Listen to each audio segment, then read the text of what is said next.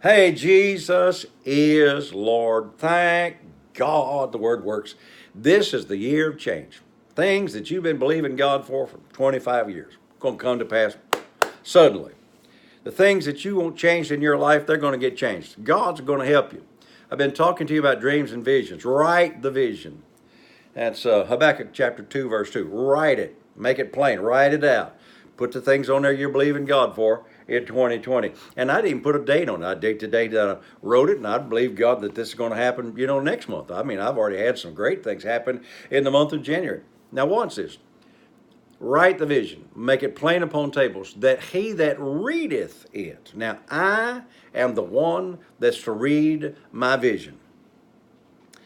Now, for instance, they make all kinds of different color cars and trucks. I'm going to tell God exactly what I want. I'm talking about I already have, but I'm talking about the color, the model, everything on it that I want. I'm going to tell God that. I don't have to tell you because I told God, and I make my request known unto God, but I make it plain. Now, I read that out loud almost every day. I missed a day, I think it was yesterday because I was busy, but I read it out loud every day because the Bible says, he that readeth it may run with it. So I'm running with my vision because I'm keeping it before my eyes, and when I read it, I see it with my eyes. That makes my brain work. I hear it with my ears. That also makes my brain work. I say it out my mouth. That's causing my brain to work. And I hear it with my inner ear.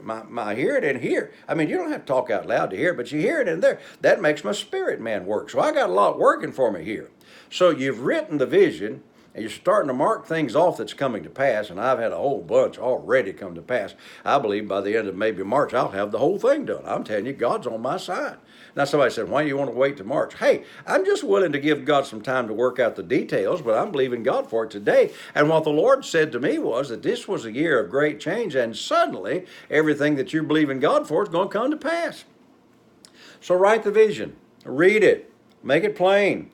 You don't have to tell nobody else. I mean, maybe you're believing God for socks. Let me tell you that story. I've told you before, but back years ago when my boys were young, they started coming in my room and getting my socks when they wanted to dress up. Well, when you got 3 kids and you wearing your socks, they don't last long. I needed some socks bad. I mean, they just wore them out. And I got to the place where I needed some socks. So I just went down, wrote it down. This years ago, 25, 30 years ago now. I just wrote them down. I needed some socks. Well, the following Sunday, a lady came into church and she said, now, Pastor Frank, I know you don't need any of these, but she said, I believe God told me to do this. And she had a grocery sack, one of them big old paper sacks that we used to use all the time. And it was stuffed full of, I call them tube stalks. She said, I was at a trade day the other day, and they had this whole sack, probably 40 or 50 pair in there, full of socks in there. And she said, God told me to buy these for you. And she didn't know I was believing God. And so here I got 40, 50 pair of tube socks, and my boys just wore them out too. Well, the next week I was teaching at a Bible college, and the students got together and they brought me in a box, small box that had either 8 or 10 pair of cashmere dress socks. Best socks I've ever had. Hadn't had any like that since, as a matter of fact. The point is, I didn't go tell nobody. I didn't go beg. In fact, this is what God said that about the righteous. It says, David said this. He said, I've never seen the righteous forsaken nor his seed begging bread. Now, I'm the seed of Abraham. I'm the seed of God. Well, I shouldn't be begging you. Will y'all please support this ministry? Dear God, we're just touching so many people, and we need your help. That's begging. Pick up the phone, call Pastor so-and-so.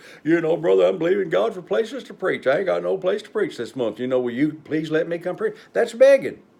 Well, you can't do that because you're not a pastor, but you wouldn't go around begging people. Give me $10, give me $20, Here in a little bit, I'm going to go take my friend to lunch. And he's can't drive right now. He's lost his license for a while because of some sickness he's had. I'm going to take him to the bank. I'm going to take him to the grocery store. I'm going to take him out to lunch. I'm just going to be a blessing to him, and I'm not going to get him up to his house and say, you know what, brother, I sure do need a new car. Dear God, I need a new car. Would you buy me a new car? I'm a nice guy. I've been taking you around for the last 3 or 4 months. No, no, no. I'm going to make my needs met, known unto God. God's going to do it, and all I got to do is just keep believing and reading and saying and confessing what I'm believing God for. Don't have to tell us so. You don't have to tell us so. You and God are the majority. If any 2 of you agree. Pat and I have agreed on my vision. And if any two of you agree as touching anything that they shall ask, it shall be done. Well, we're in agreement. It's going to happen, and it's going to happen suddenly. I'm going to move on to something else tomorrow. I'm not sure what yet, but write the vision. Make it plain upon tables, because where there is no vision, the Bible says the people perish. A lot of believers have perished without ever completing anything in their life because they did not have a vision. Get you one. Ask God to give you one. If you don't have one, get involved with somebody else's. You know, one of the things you can do, I told you the other day, is get involved with somebody else's vision. Help them do what God's called them to do. Or, like I told you, resist the dream thieves. Don't let the devil talk you out of it. You keep believing God, it'll surely come to pass, and I got to go. So until I'm with you tomorrow, saints, remember all day, hey, Jesus is Lord. And as always, thank God the Word works.